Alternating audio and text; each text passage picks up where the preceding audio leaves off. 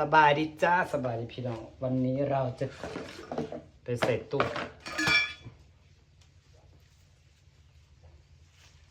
นี้เหยื่อของเราก็คือไก่หัวหันปลาดุกแล้วก็กะปิถ้าเบิ่งได้สูตรเป็นสิมานแล้วจ้ะก็สูตรนี้มันหมานได้กินข้าวไข่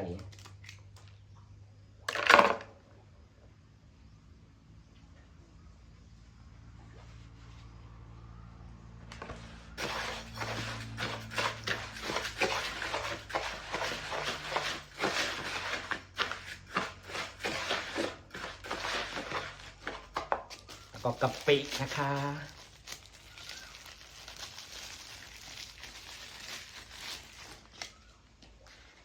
ขอเลือกเป็นกะปิเวียดแล้วกัน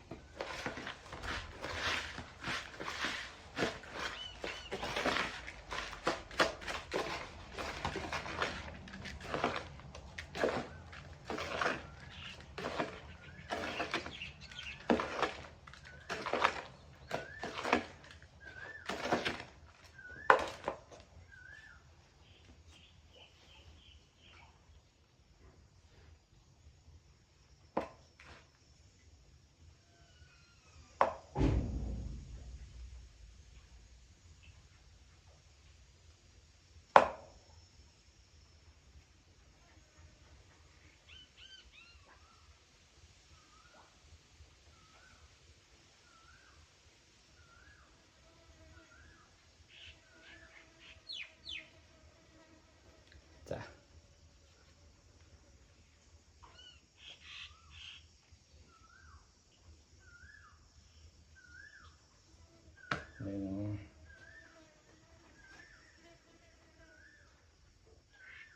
ใส่เป็นสิบหลังนะคะ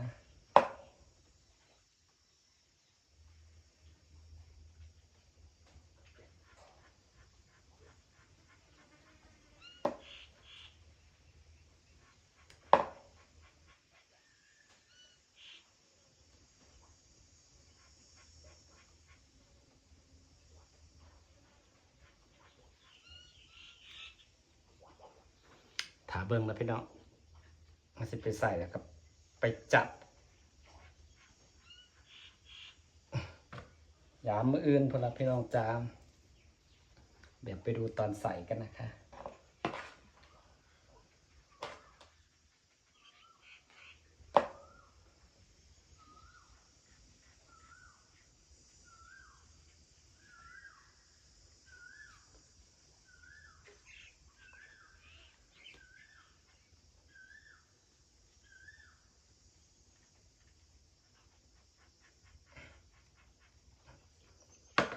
3 หัวแล้วเราก็ไปดูใส่กันจ้ะ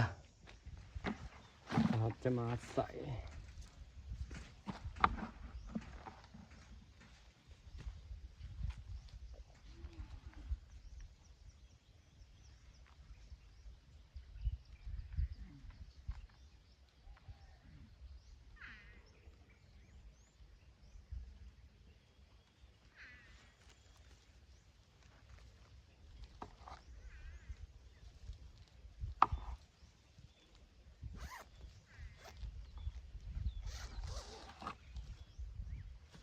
สิใส่น้องใส่น้องนี่3 หลัง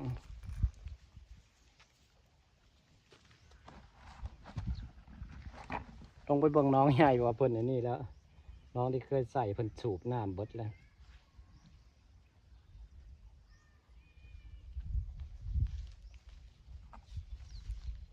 แห้งเติด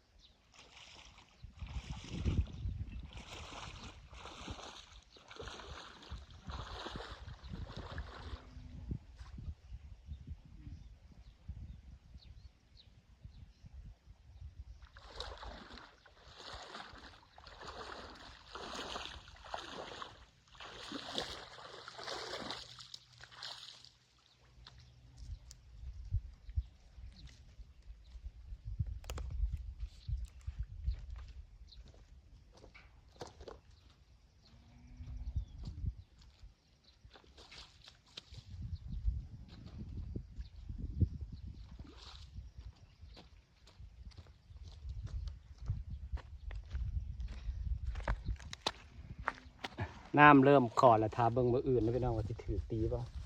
เพราะว่าน้ำขอดเลย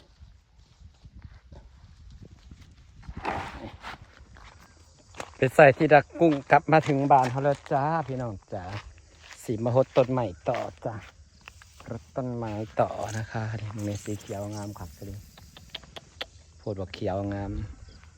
เห็นมันงามเห็นปลื้มใจพี่น้องเอ้ยยังบดตัดดอกให้เป็นผมใหญ่ก่อนเพอมันยังบางๆตอนมันสูงผมหัวจังตัดหรือว่าเขาสิตัดวะเนาะเพราะเขาตัดเกษตรให้ต้นไม้มันแบบว่ามันบ่แย่งอาหารกันให้ใบมันหน่อยลงเนาะต้องตัดซะแล้วนะเนี่ยโอเคครับพี่น้องครับฝากบรรยากาศสักนิดจ้า